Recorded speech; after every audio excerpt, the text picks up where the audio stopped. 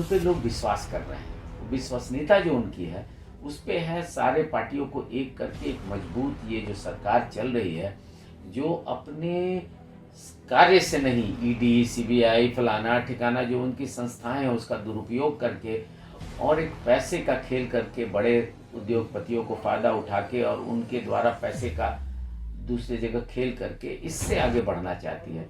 नीतीश कुमार जी उसको तोड़ने का एकमात्र हथियार दिखते हैं देश के लोगों को, इसलिए देश के लोग और विपक्ष के लोग उनको पसंद कर रहे हैं और सारे लोग धीरे धीरे उनके साथ जुड़ रहे हैं। मुझे लगता है कि वो उनकी ताकत बने। दिया गया नारा, उनका दिया गया संदेश, मैंने पहले भी कहा था कि एक दिन जब जयप्रकाश नारायण 1974 में चले थे और 77 में सत्ता बदल दी थी, नीतीश कुमार भी वही करेंगे। था ना कि अंधेरे में एक प्रकाश, जयप्रकाश जयप्रकाश। फिर इस अंधेरे में एक बार नीतीश कुमार आए हैं और छाए हैं, और एक दिन देखिएगा आपके सामने 2024 में हमारे मतलब विपक्ष की सरकार होगी और मजबूत सरकार होगी और बीजेपी का सफाया। नमस्कार, आप देख रहे हैं गणदेश लाइव। मैं हूं अनूप कुमार सिंह। हम अभी भारत की राजधानी दिल्ली में हैं और दिल्ली में जेडीयू के राष्ट्रीय कार्यालय में मौजूद हैं। हमारे बीच जेडीयू के राष्ट्रीय महासचिव हर्षवर्धन सिंह जी हैं। आइए हम स्वागत करेंगे और बात करेंगे।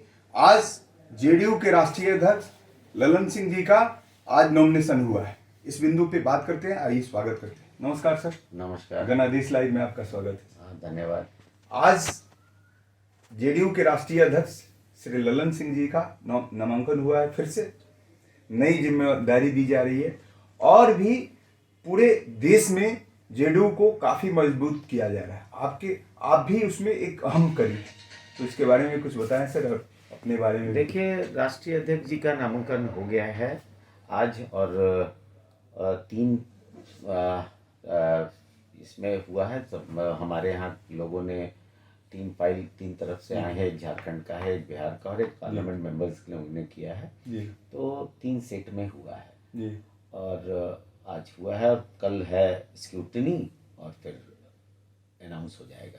तो राष्ट्रीय अध्यक्ष जी का बेसिकली आदरणीय नीतीश कुमार जी का मन और प्रेम था कि वो बने, फिर से रिपीट हों, इसलिए राष्ट्रीय अध्यक्ष जी ने नॉमिनेशन किया है और पूरा देश उनके साथ है। पूरा देश का जेडीयू के लोग उनको पसंद करते हैं और इस बीच जो उनको समय मिला, छोटे से समय में उन्होंने जो बड़ा काम किया, पूरे राष्ट्र में फैलाया, नॉर्थ ईस्ट में जो हमारी जीत हुई है उसमें उनका अहम भूमिका रहा है, अहम सहयोग मतलब योगदान रहा है। और उनकी स्ट्रैटेजी है, उनके तरीके से हम लोग चारों तरफ बहुत तेज़ी से दिन दुना रात चौगुना फैल रहे हैं, उसका फ़ायदा हम लोगों को मिला है। और इसी कारण से सारे नेता और सारे राष्ट्र उनके आदरणीय नीतीश कुमार जी ने उन पर फिर से विश्वास किया है। बहुत अच्छा सर। अब तो सिर्फ औपचारिकता बाकी है। अभी दिल्ली में एमसीडी चुनाव चल रहा है सर, और दिल्ली में एमसीडी चुनाव में जेडीयू ने पूरी ताकत झोंकती है। और क्या उम्मीद किया जाए सर? ये जानकार सूत्रों के हवाले से खबर मिल रही है कि इस बार जेडीयू मजबूत दावेदारी अपनी दिखाएगी। क्या कहेंगे? जेडीयू के कार्यकर्ता यहाँ दिल्ली वाले बड़े उत्साहित हैं और बड़ा अच्छा काम हुआ है। खासकर आदरणीय संजय झा जी जो यहाँ के इंचार्ज हैं, महामंत्री, इंचार्ज महामंत्री हैं और बिहार सरकार में मंत्री भी हैं, संजय झा जी के ने का बड़ा अच्छा काम किया। उन्होंने छोटे छोटे स्तर पे, छोटे छोटे नीचे तक जाकर छोटी छोटी मीटिंग्स करके और एक अच्छा सा माहौल बनाया। मतलब पहले भी आते रहे और हर जगह जिस जहाँ चुनाव लड़ना था वहाँ पे उन्होंने ध्यान दिया है और इस कारण से बहुत मजबूत हुआ है। यहाँ के वर्कर भी बड़ा उत्साहित हैं, यहाँ अध्यक्ष और उपाध्यक्ष लोग भी मेहनत कर रहे हैं, तो उनके कारण हम लोग को लगता है कि अच्छा सीट निकल जाए। इस बार खाता खुलेगा जेडीयू? हाँ जी, इस बार खाता खुलेगा और अच्छे तरह से खाता खुलेगा। बहुत अच्छा सर।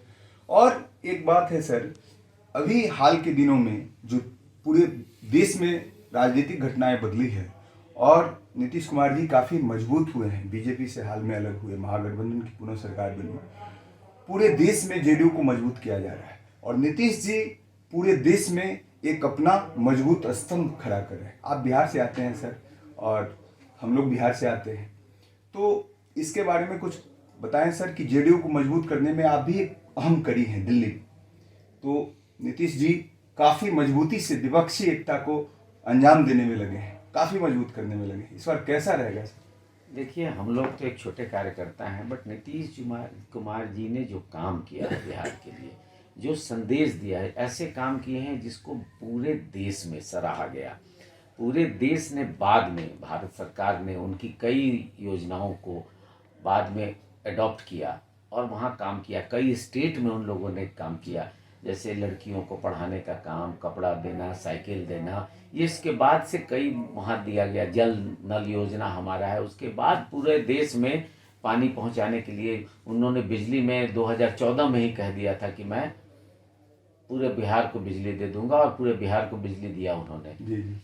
तो मेरे कहने का मतलब है कि नीतीश कुमार जी ने जो काम किया है वो पूरा देश उनको जानता है।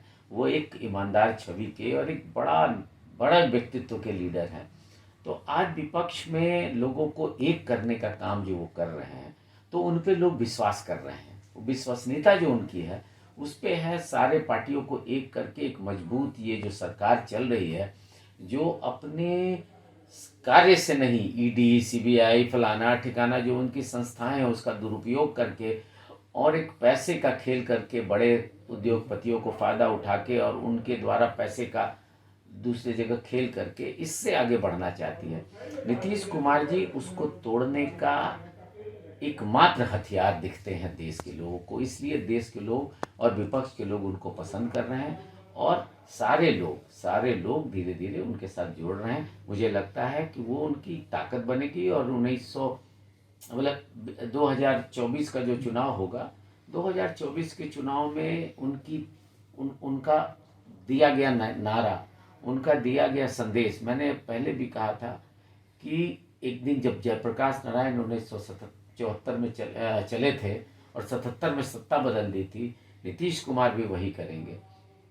था ना कि अंधेरे में एक प्रकाश, जयप्रकाश जयप्रकाश। फिर इस अंधेरे में एक बार नीतीश कुमार आए हैं और छाए हैं, और एक दिन देखिएगा आपके सामने 2024 में हमारे मतलब विपक्ष की सरकार होगी और मजबूत सरकार होगी और बीजेपी का सफाया होगा। तो क्या पहली बार सर पूरे देश में पहली बार बिहार को पीएम मिलेगा इस बार 2024 में, ऐसा लगता है सर? देखिए, नीतीश कुमार जी कोई पीएम के कैंडिडेट नहीं है और उन्होंने कई बार कहा है, यहाँ तक कि हमारे राष्ट्रीय अध्यक्ष ने भी कहा है कि वो पीएम कैंडिडेट नहीं, लेकिन वो चाहते हैं कि विपक्ष का पीएम हो और उस पीएम को मजबूती से, और सरकार जब बनेगी, जब पीएम होगा तो उसमें चयन होगा और जो सबसे अच्छा सक्षम व्यक्ति होगा उसको मनाया जाएगा। इसलिए नीतीश कुमार जी का अभी कोई उस लालच नहीं है और ना ही कोई इस तरह की बात है, ना कभी वो किसी पद के लालची रहे। बिल्कुल बिल्कुल। तो आपने देखा कि पूरे देश में जेडीयू मजबूती से खड़ा है और देश में नरेंद्र मोदी को अगर कोई टक्कर दे सकता है तो बिहार से नीतीश कुमार एक विपक्षी एकता को लेकर आगे बढ़ रहे हैं। और चलते चलते हर्षवर्धन सर से हम जानना चाहेंगे कि इन्हें एक बड़ी जिम्मेवारी दी गई है जेडीयू को दिल्ली और पूरे देश में मजबूत करने को लेकर। बिहार से आते हैं, बिहार पे काफ़ी इनका लगाव रहा है बिहार से, बिहार में भी काफ़ी ये दौरा होते रहता है, मजबूत पार्टी को करते हैं। तो सर बताएं कि आप तो बिहार से हैं और यहाँ दिल्ली और पूरे देश में आप पार्टी को मजबूत कर रहे हैं।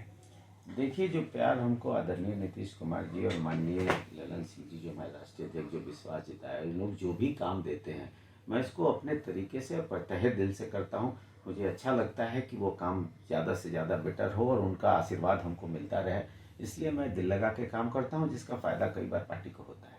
बिहार के लोगों को क्या संदेश देंगे?